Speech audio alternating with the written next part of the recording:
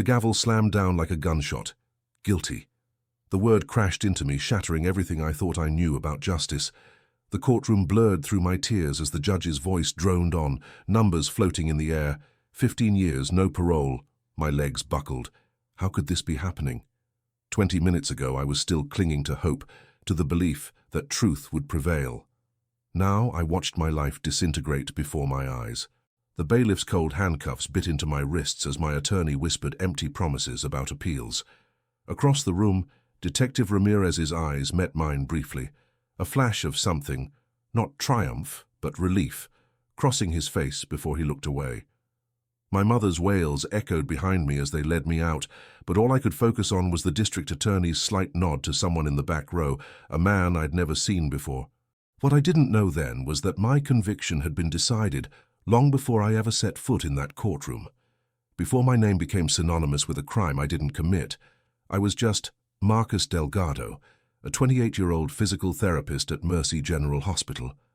I'd worked hard for my position, putting myself through school with night shifts at a 24-hour pharmacy, graduating with honors despite the odds. My small apartment in East Oakland wasn't much, but it was mine. The first place I'd ever had without roommates. I'd even started saving for a down payment on a real house. My parents had come from El Salvador in the 90s, and they'd drilled into me and my sister the importance of education, hard work, and staying out of trouble. In this country, they're always looking for reasons to put our boys in cages, my father would say. I'd roll my eyes at what I thought was paranoia. I believed in the system back then. 2 weeks before everything fell apart, I'd received news that I was being considered for the senior therapist position. My girlfriend Alicia and I had celebrated with a bottle of champagne on the roof of my apartment building, watching the sunset over the bay. "We should move in together when you get that promotion," she'd said, her head on my shoulder. Things were falling into place. I'd even started looking at engagement rings. My patients loved me. I had a gift for knowing exactly how much to push them without causing unnecessary pain. Mrs. Henley, an 82-year-old recovering from a hip replacement, had brought me homemade empanadas the week before my arrest. "You remind me of my grandson," she'd said. "Such gentle hands."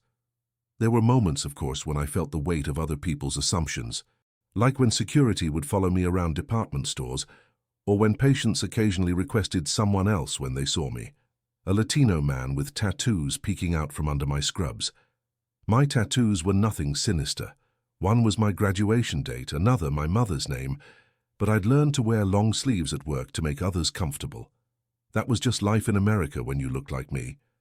I noticed other things too, how police cars sometimes slowed down when I jogged in the mornings, the way some colleagues would compliment me for being so articulate, as if it were surprising. The neighbor who asked if I was the building's new maintenance man when I was bringing in groceries. Small things. Things you learn to live with. The murder happened on March 15th. I remember the date because it was my father's birthday. A young woman, Rebecca Simmons, had been found strangled in Lakeside Park, just 3 blocks from my apartment. I'd heard about it on the morning news while getting ready for work. I remember feeling a pang of sadness. She was only 24, a kindergarten teacher, before rushing out the door already late for my first appointment. That night I'd stopped at Franklin Liquors to pick up a bottle of my dad's favorite whiskey. I chatted with the cashier, a college kid named Tyler who recognized me as a regular. I paid with my credit card and left, not noticing the security camera above the door capturing my image. As I walked home, I passed 2 police officers questioning people near the park. They barely glanced at me. If I'd known that brief moment would be used to place me near the crime scene, would I have stopped to establish an alibi? If I hadn't been wearing a dark blue hoodie, similar to the one described by a witness, would they have looked elsewhere? If I hadn't fit the vague description, Hispanic male, medium build, late 20s, would they have pursued actual evidence instead of building a case around me? If I had gone straight home after work, if I hadn't stopped to buy that bottle of whiskey, if I hadn't been caught on that store's camera, maybe I'd still be a free man. Where are you watching this video from? Have you ever known someone who went through something similar? Let us know in the comments below. The knock came at 6:15 a.m., 3 days after the murder. 3 sharp raps that jolted me from sleep. Through the peephole, 2 detectives, A man and a woman, badges already held up. I opened the door without hesitation. I had nothing to hide. "Marcus Delgado, we'd like to ask you some questions about your whereabouts on March 15th. Detective Ramirez was polite but firm. His partner, Detective Whitman, was already scanning my apartment from the doorway. "Of course," I said, stepping aside to let them in. "Is something wrong?" They asked routine questions at first. Where I worked, how long I'd lived in the neighborhood. Did I know Rebecca Simmons? Had I been to Lakeside Park recently? I answered truthfully, feeling only mild concern. When they asked about my movements on the 15th, I recounted my day. Work until 6:30, then the liquor store, then home to call my father for his birthday. "Mind if we look around?" Whitman asked, though she was already moving toward my bedroom. "Don't you need a warrant for that?" I asked, a flicker of worry finally emerging. Ramirez's demeanor shifted subtly. "You got something to hide, Marcus. We can get a warrant if you prefer. Make things official. Or you can cooperate and we'll be out of your hair soon." I hesitated, then nodded. "Go ahead, I have nothing to hide." I didn't know that agreeing would be my first mistake of many. They found the blue hoodie in my closet. "You wear this recently?" Whitman asked, holding it up. "Yeah, I wear it all the time. It's my favorite." They exchanged glances. Later, I'd learned that exchange had sealed my fate in their minds. "We'd like you to come down to the station," Ramirez said, "just to clarify a few things. Now I have work in 2 hours. This won't take long." The brief questioning lasted 9 hours. They put me in a small room with no windows and a camera in the corner. For the first hour, they left me alone. When they returned, their friendly demeanor had vanished. "We know you were there, Marcus," Ramirez said, slapping a grainy photo on the table. It showed me entering Franklin Liquors at 7:03 p.m. "Yes, I told you I stopped there to buy whiskey for my dad's birthday. That puts you 1 block from where Rebecca was killed, at approximately the time of death. Along with hundreds of other people who live and work in the area," I pointed out. Whitman leaned forward. "A witness saw a Hispanic male in a blue hoodie running from the park around 7:15. That wasn't me. I was walking home from the liquor store." "Can anyone confirm that?" I thought hard. "The clerk at the store. And I called my father when I got home around 7:20. "Convenient," Ramirez muttered. They left again. Hours passed. My requests to call work, to call a lawyer, were met with "soon" and "just a few more questions first." They were waiting for me to break, but I had nothing to confess. When they returned, Whitman carried a file. "You were arrested for assault when you were 19, she said. My heart sank. Those charges were dropped. It was a bar fight in college. The other guy threw the first punch. "Violent tendencies," Ramirez noted, writing something down. "And you work with vulnerable patients, correct? People who can't defend themselves?" "I'm a physical therapist. I help people heal," I said, hearing the desperation in my voice. They showed me more photos. Rebecca's body bruised and lifeless. I turned away, nauseated. I didn't know her. I never touched her. "Your DNA was found under her fingernails," Ramirez lied smoothly. I didn't know it was a lie then. "That's impossible," I said. "We have the lab report right here," Whitman said, though she showed me nothing. Hours into the interrogation, exhausted and terrified, I began doubting myself. Could I have seen her in the park? Maybe we passed each other and I don't remember. Ramirez pounced. "So you were in the park that night?" "No, I meant hypothetically. I wasn't there." But they'd already written down, "Suspect admits possible encounter with victim."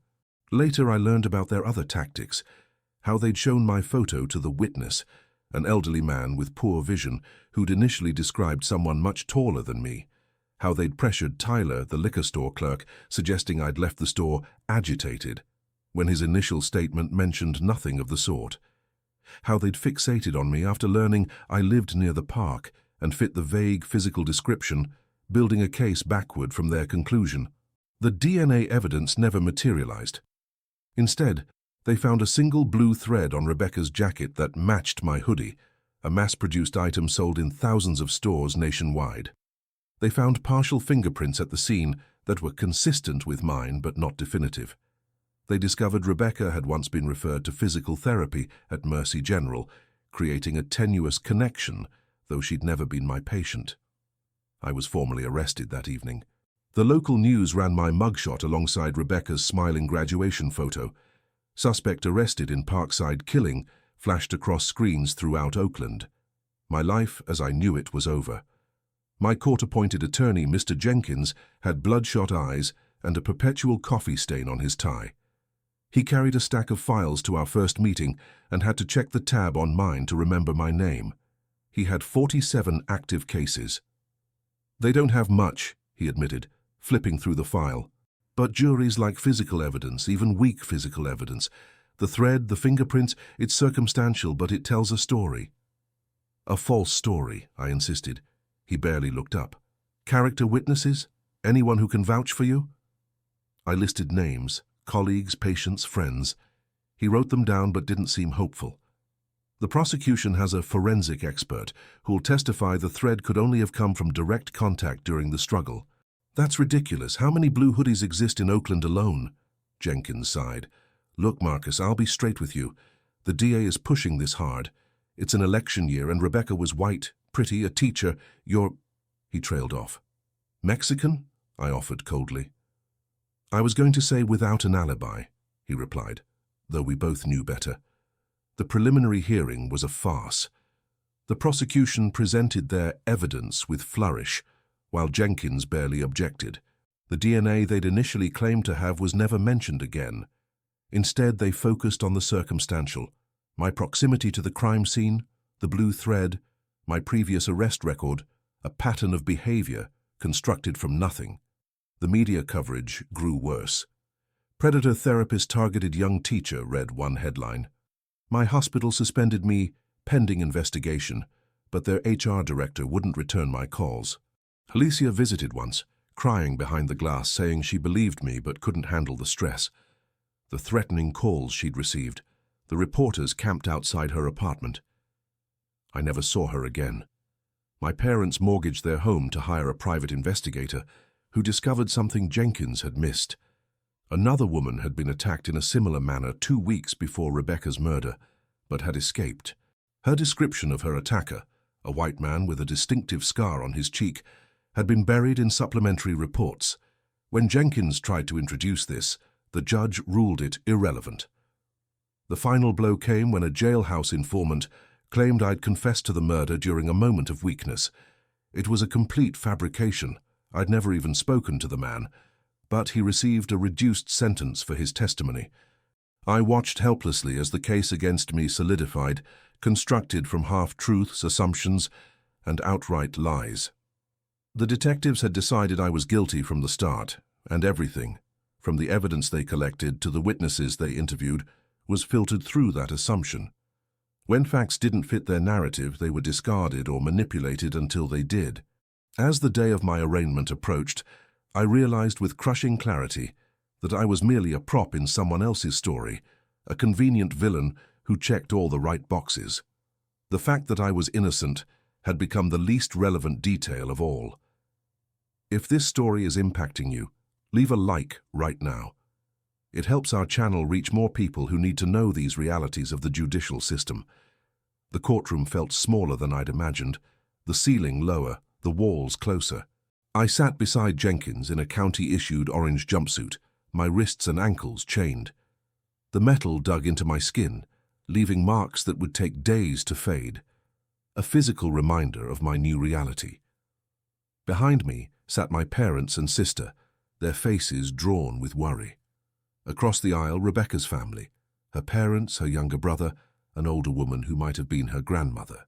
Their grief was palpable, and I felt a surge of complicated emotions: sorrow for their loss, terror at my situation, and a strange guilt for being the focus of their pain despite my innocence. The jury selection took 3 days.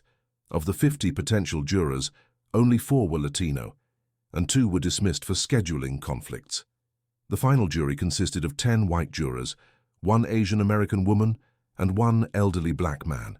Jenkins used his limited challenges strategically, but couldn't reshape the fundamental demographics. The prosecutor, Amanda Collins, was ruthlessly efficient. In her opening statement, she painted me as a predator hiding in plain sight, a wolf in healer's clothing.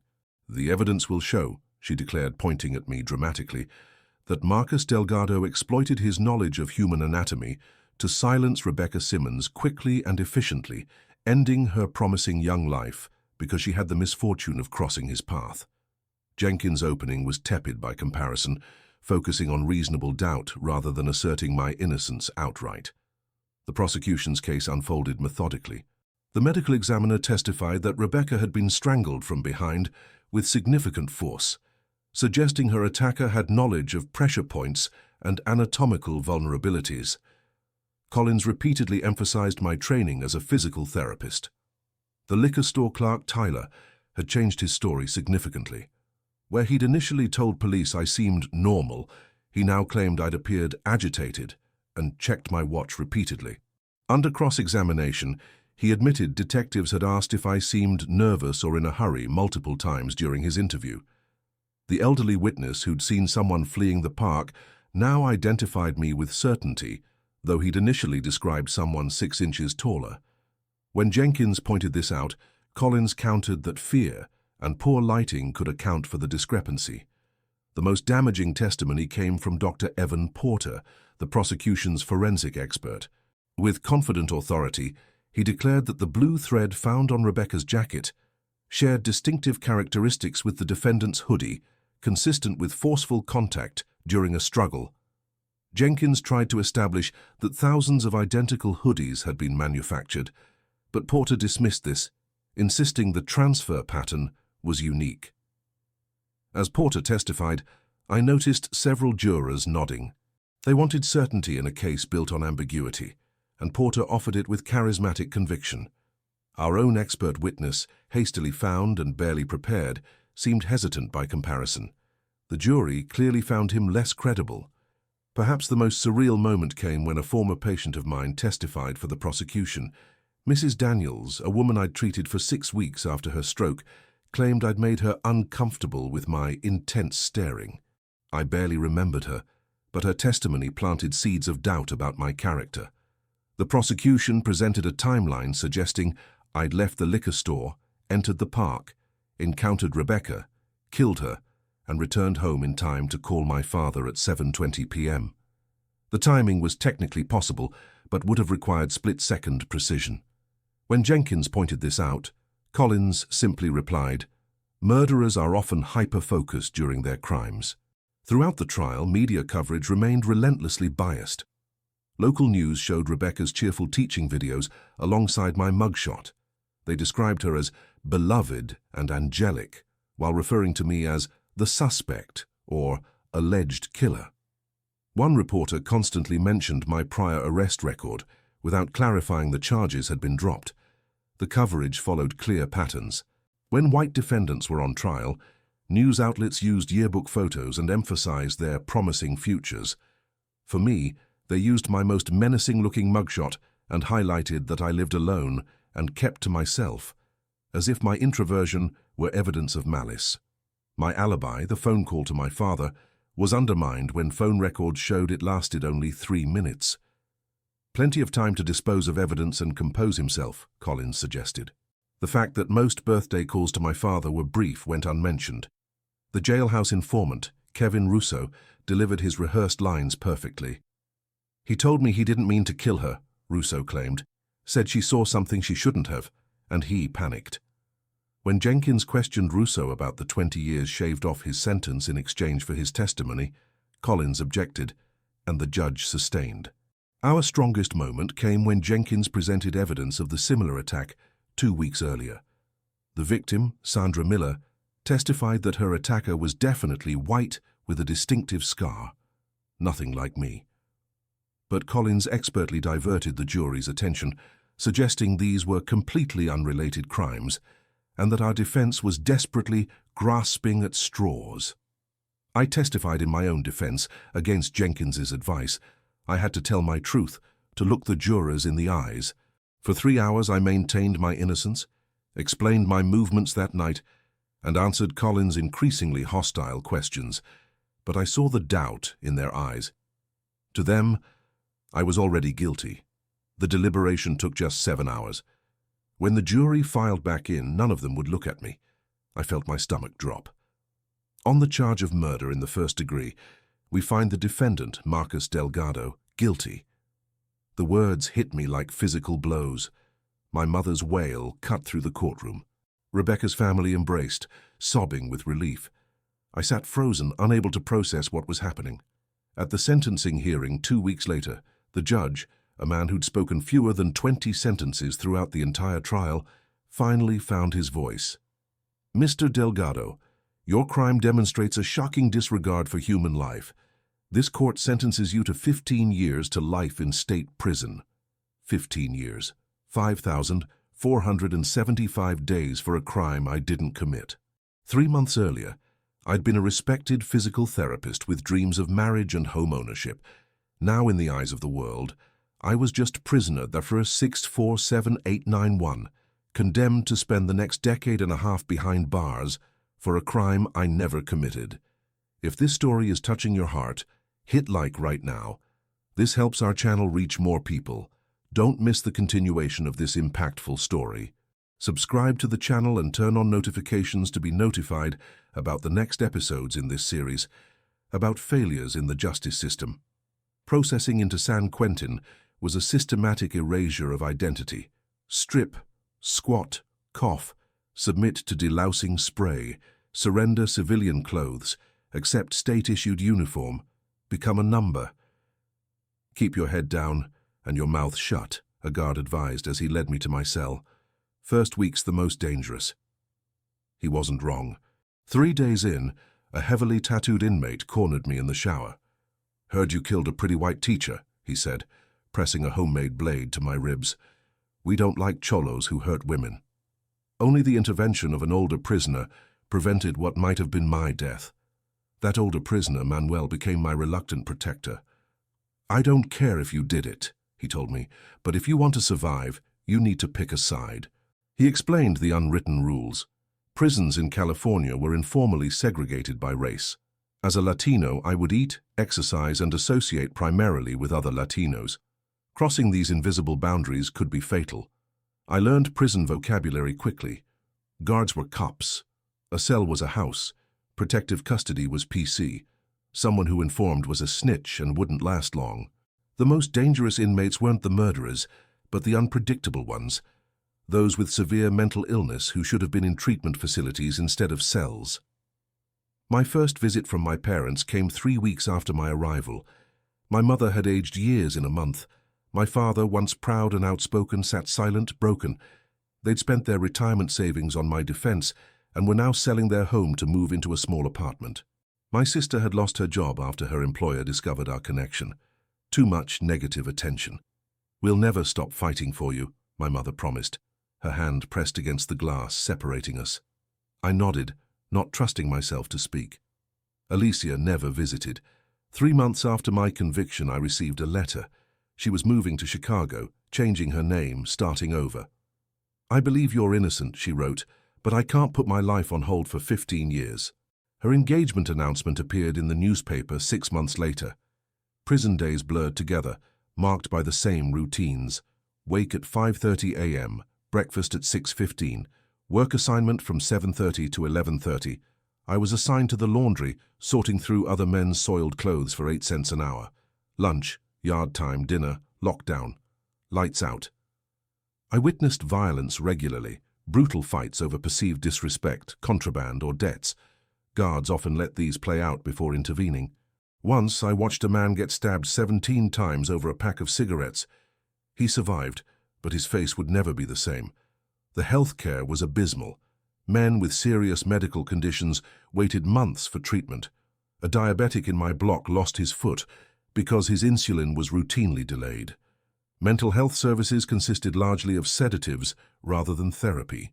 When I developed a persistent cough, it took 3 months to see a doctor, who diagnosed bronchitis that could have been treated in days on the outside. Simple things became luxuries.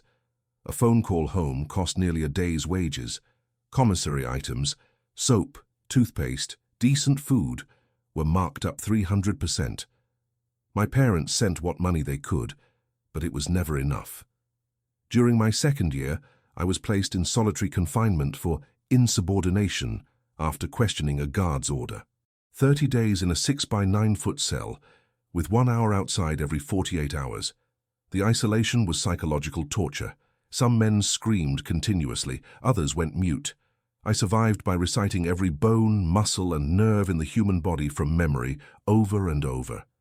It was after solitary that I decided to fight instead of merely surviving. I began spending my free time in the prison law library, teaching myself legal terminology and procedures. Most of the books were outdated, the pages dog-eared and annotated by generations of prisoners before me. The jailhouse lawyer who supervised the library, a former paralegal serving 25 to life for armed robbery, took me under his wing. 90% of appeals fail, he warned me. The system doesn't like admitting mistakes. Still, I persisted. I wrote letters to Innocence projects, to law school clinics, to journalists who covered wrongful convictions. Most went unanswered. Those who did respond sent polite regrets. They were overwhelmed with cases, underfunded, or unconvinced by my claims. I found unexpected allies. A prison chaplain, Father Diaz, believed my story and used his connections to spread word of my case. A guard named Officer Martinez, who'd gone to the same high school as me, slipped me newspaper clippings about similar cases and information about advocacy groups. In my 4th year, I received a letter from Sandra Miller, the woman who'd been attacked before Rebecca's murder. "I saw your case on a website about wrongful convictions," she wrote. "The man who attacked me is still out there, and I can't stop thinking about it." We began corresponding regularly. She'd moved to Oregon after the attack but had never stopped pushing police to find her attacker. "The detective told me to move on," she wrote. "But how can I when I know what he did to that poor teacher, what he let happen to you?" My first major breakthrough came in my 6th year when a small non-profit called Justice Prevails agreed to review my case. Their volunteer lawyer, Sarah Chen, was fresh out of law school but determined.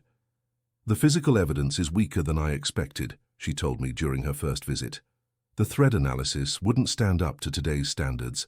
Through Freedom of Information Act requests, Sarah discovered troubling inconsistencies in the police reports. The timeline had been manipulated, witness statements had been selectively edited. Most significantly, DNA had been collected from under Rebecca's fingernails, but never tested against me, because they knew it wouldn't match.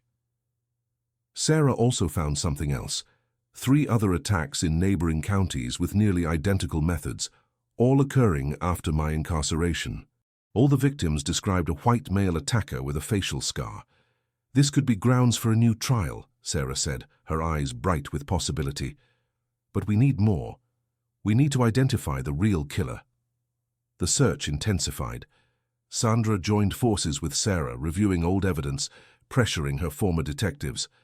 My parents, despite their declining health, organized small rallies outside the courthouse where I'd been convicted. Then came the message that changed everything. A former evidence technician from the Oakland PD contacted Sarah after seeing a social media post about my case. "There was something off about the Simmons investigation," he wrote. "Evidence that disappeared, reports that got rewritten. Ramirez was determined to close the case fast." The envelope arrived without warning during my 7th year. Inside, a handwritten letter and a faded photograph. "I know who really killed her," it said, "and it wasn't you. Do you know anyone who has been falsely accused or had problems with the judicial system? Share in the comments. Your experience may help others going through similar situations." The letter came from Robert Green, a former evidence clerk at the Oakland Police Department. He'd been troubled by the handling of Rebecca's case for years, but had feared career repercussions for speaking out. Now retired and diagnosed with terminal cancer, he felt compelled to unburden himself. "Detective Ramirez suppressed evidence," Green wrote. "DNA results that didn't match yours, witness statements that contradicted their narrative, and most importantly, a connection to 3 other cases with the same MO. He'd kept copies of key documents, an ethical breach, but one I couldn't help but be grateful for. The photo showed a man leaving Lakeside Park on the night of the murder. Though grainy, the image clearly captured a white male with what appeared to be a scar on his right cheek. This evidence should have triggered an immediate review of my case. Instead, It became the first in a series of agonizing delays, rejections, and bureaucratic roadblocks that would test my resolve for years to come. My first petition for a new trial, filed by Sarah Chen, was rejected without a hearing. "The court finds the evidence presented insufficient to warrant reopening the case," the judge wrote in a 3-paragraph dismissal. He was the same judge who had presided over my original trial. We appealed to the state court, only to be informed that we'd missed a filing deadline by 2 days due to a postal delay. The appeal was dismissed on procedural grounds, without considering the merits of our claims. Sarah worked tirelessly, but justice prevails had limited resources. "For every hour I spend on your case, I have 10 more clients waiting," she confessed during a visit. Her eyes were shadowed with exhaustion. "The system is designed to make challenging convictions nearly impossible." Statistics backed her assessment. A study she shared showed that for every 10 white defendants who were exonerated, only 4 Black or Latino defendants achieved the same outcome despite being overrepresented in wrongful conviction cases. Our breakthrough came in my 9th year, when the Innocence Project agreed to take on my case. With their resources and reputation, doors began to open. Their forensic experts re-examined the blue fiber evidence using modern techniques and concluded it was scientifically worthless. The thread could have come from thousands of identical garments. More critically, they secured a court order to test the DNA found under Rebecca's fingernails, evidence that had been available but ignored during my trial. The results excluded me conclusively. Still, the district attorney's office fought against a new trial. "DNA under the victim's fingernails doesn't prove the defendant's innocence," argued the new DA, who had been Amanda Collins' junior colleague during my prosecution. "She could have scratched someone else earlier that day." We filed motions, submitted briefs, petitioned for hearings. Each step took months, sometimes years. Meanwhile, I remained in prison, watching younger men arrive and leave, while I remained frozen in legal limbo. The most devastating setback came in my 12th year. After a judge finally agreed to consider our new evidence, my parents were driving to the courthouse when another vehicle ran a red light, striking their car. My father died at the scene. My mother survived but suffered a severe stroke that left her unable to speak. I wasn't permitted to attend his funeral. I nearly gave up then. What was the point of freedom if I couldn't share it with those who'd fought hardest for me? For weeks I refused legal visits, stopped writing appeals, withdrew into myself. It was Manuel, still my protector after all these years, who pulled me back. "Your pops didn't raise a quitter," he told me bluntly. "You owe it to him to finish this fight." In my 13th year of imprisonment, a true crime podcast called Reasonable Doubt featured my case in a 6-episode series. The public response was overwhelming. Social media campaigns demanded the DA review my case. Protesters gathered outside the courthouse. Local news outlets, which had once vilified me, now questioned the evidence that had convicted me. The most significant development came when Sandra Miller recognized the man in Green's photo as her attacker. Through dogged investigation, the podcast producers identified him as James Winters, a long-haul trucker with a history of violence against women and arrests in multiple states. Winters had been briefly questioned during the original investigation, but eliminated as a suspect when Ramirez focused on me. He had since been convicted of sexual assault in Nevada and was serving a 20-year sentence. The Innocence Project secured a court order to compare Winters' DNA to the samples from Rebecca's case. It was a match. They also found his DNA in 2 other unsolved attacks in the Bay Area during the same period. Even with this evidence, the DA's office remained reluctant to admit error. "A DNA match doesn't necessarily exonerate Delgado," a spokesperson claimed. "He could have been an accomplice." It took another year of legal battles before a judge finally granted an evidentiary hearing. I sat in the courtroom, now 43 years old, watching as the same system that had rushed to judgment 15 years earlier now moved with excruciating caution to consider my innocence. Detective Ramirez, now retired, was called to testify. He maintained that the investigation had been proper, though he struggled to explain the suppressed evidence and focus on me despite other leads. When confronted with Green's documentation, he cited faulty memory due to the passage of time. The forensic expert who had testified about the blue fiber analysis admitted under cross-examination that his methodology wouldn't meet current standards. "Science evolves," he said weakly. "We used the best techniques available at the time." The jailhouse informant, Kevin Russo, recanted his testimony completely. Released after serving his reduced sentence, he now admitted, "The detectives told me what to say. They promised to help with my case if I gave them what they needed against Delgado. For 3 days, I watched as the case against me unraveled thread by thread. The judge, a woman who hadn't been involved in my original trial, asked penetrating questions that revealed the fundamental flaws in the prosecution's theory. On the 4th day, James Winters was brought from Nevada to testify. He invoked his Fifth Amendment rights and refused to answer questions about Rebecca's murder. But his presence and the visible scar on his right cheek spoke volumes to everyone in the courtroom. I faced the same judge and prosecutor who had originally condemned me. The courtroom was packed with reporters, supporters, and curious onlookers. Rebecca's parents were there too, looking older and somehow smaller than I remembered. They avoided my eyes.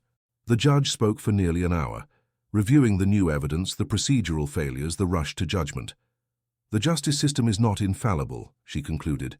"When we discover error, we are obligated to correct it, no matter how difficult or how much time has passed." She looked directly at me for the first time. "After careful review of all evidence, this court vacates the conviction and orders the immediate release of Marcus Delgado." After 12 years, 7 months, and 21 days, I heard the words I'd thought would never come. I was free. If this story is impacting you, share it with your friends and family. Many people have no idea how the system can fail innocent people. Leave a like to support this content. Walking out of San Quentin was surreal. The massive iron gates that had defined the boundaries of my world for over a decade opened with a mechanical groan, and suddenly I was standing in the parking lot, blinking in the unfiltered sunlight. My sister Elena waited beside a car I didn't recognize, her face streaked with tears. We embraced wordlessly, both understanding that no language could adequately bridge the gulf of lost years. The world I returned to was unrecognizable.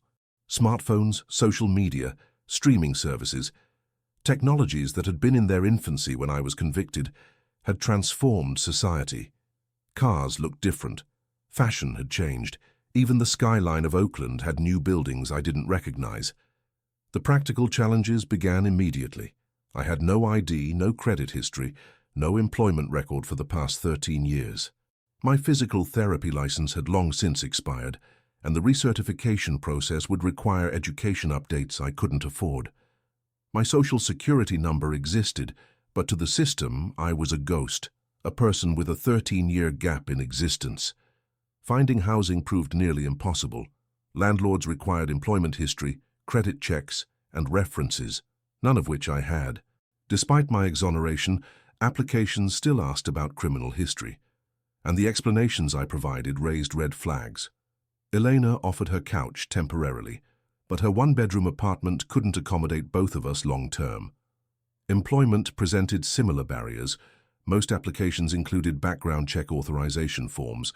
Though legally I could answer no to questions about convictions, the background checks still showed my arrest, and the time gap required explanation. Interviews would go well until the inevitable question, "What were you doing between 2010 and 2023? Even when I explained my exoneration, I watched expressions change: doubt, suspicion, discomfort. "We'll be in touch," they'd say, but the calls never came. One hiring manager was more direct. "Even if you were innocent, that's a lot of baggage to bring to a workplace." I found temporary work through day labor, construction, moving, landscaping. The pay was minimal, the work physically demanding, and the hours unpredictable. At 43, my body ached in ways it hadn't at 28. The state of California provided limited compensation for wrongful convictions, $140 per day of incarceration, but only after a separate claims process that took nearly 2 years to complete. Even then, the amount, roughly $650,000 before taxes, seemed grossly inadequate for 13 stolen years. My prime earning decades, my chance at family, my professional career, None of these could be restored with money. The psychological adjustment proved even more difficult than the practical challenges. I experienced severe anxiety in crowded places. Simple decisions overwhelmed me after years of having every aspect of my life dictated by prison schedules. I'd wake in the night convinced I was back in my cell, the walls closing in. A psychologist later diagnosed me with complex PTSD, but mental health services for exonerees were virtually non-existent. I sought out my old support network with mixed results. Most former friends had moved on, married, had children, built careers. Our common ground had eroded. Some remained awkward around me as if my innocence wasn't quite convincing enough to erase their doubts. My mother, who had suffered a stroke after my father's death, resided in a nursing facility, partially paralyzed and unable to speak clearly. The guilt of what my case had cost my parents consumed me. I visited her daily, reading to her, showing her photos of the outside world. Sometimes I thought I saw recognition in her eyes. Other times, she seemed to see me as a stranger. Most painful was encountering those who'd played roles in my conviction. I ran into Tyler, the liquor store clerk at a coffee shop. He blanched when he saw me, then hurried out without his order. A juror from my trial approached me in a grocery store, tears in her eyes, seeking absolution I wasn't ready to give. Detective Ramirez had retired to Arizona, never facing professional consequences for his misconduct. The prosecutor, Amanda Collins, had leveraged my case into a successful political career and now sat on the State Judiciary Commission. The system that had failed me had rewarded them. I filed a civil lawsuit against the city, the police department, and the individuals involved in my wrongful conviction. The legal process dragged on for years, with the city offering insultingly low settlements while dragging my character through the mud in legal filings. Although Mr. Delgado's conviction was vacated on technical grounds, substantial evidence supported the good faith actions of law enforcement. Their motion to dismiss claimed. Media coverage of my exoneration was brief compared to the sensationalized reports of my arrest and trial. A few outlets ran feature stories, but public interest quickly faded. To many I remained that guy who was convicted of killing the teacher, the exoneration a footnote to the more dramatic original narrative. Some people recognized me from news coverage. "Weren't you the one they let out on some technicality?" a man asked me at a bus stop. When I explained I was innocent, he shrugged. "That's what they all say." James Winters, whose DNA had matched the evidence from Rebecca's murder, was charged in her death but died of a heart attack in prison before standing trial. Some people took this as evidence that justice was never truly served, and by extension that my exoneration might have been a mistake. Rebecca's parents told a reporter they still had questions about my involvement, despite the conclusive DNA evidence. The double stigma I faced, as both an ex-prisoner and a Latino man, created barriers even my exoneration couldn't tear down. Housing discrimination, employment rejection, suspicious glances from store security, these remained constants. When a neighbor's apartment was burglarized, police officers questioned me extensively despite my solid alibi. 2 years after my release, I found purpose through an unexpected channel. A community college instructor invited me to speak to her criminal justice class about my experience. The students' engagement and horror at the flaws in the system that had condemned me sparked something within me. I began volunteering with the Innocence Project, sharing my story at fundraisers, and working directly with recently exonerated individuals navigating re-entry. This advocacy work eventually led to a full-time position with a criminal justice reform non-profit. I couldn't practice physical therapy anymore, but I could help prevent others from experiencing what I had. We pushed for legislation requiring recording of all police interrogations, independent oversight of forensic laboratories, and improved compensation for the wrongfully convicted. On the 5th anniversary of my exoneration, I received a letter from Rebecca's younger brother, now an adult. "I spent years hating you," he wrote. "Now I spend years hating the system that stole justice from both our families. Rebecca deserved to have her real killer brought to justice. You deserved your freedom. Neither of you got what you deserved when it mattered most." His words captured the complex reality of wrongful convictions. They can never truly be made right. They may be acknowledged, compensation may be paid, apologies may be offered, But the fundamental injury remains. The years cannot be returned. The pain cannot be undone. They may have declared me innocent, but in the eyes of many I will always be that guy who got away with it. Some doors will remain permanently closed. They stole 15 years of my life that I can never reclaim. But I won't allow them to steal my future too. My story isn't just about injustice, it's about truth that refuses to stay buried no matter how long it takes. Did this story touch your heart? Share it with someone who needs to know the challenges faced by innocent people after exoneration. Let us know in the comments what you found most impactful and if you know organizations that help wrongfully convicted individuals.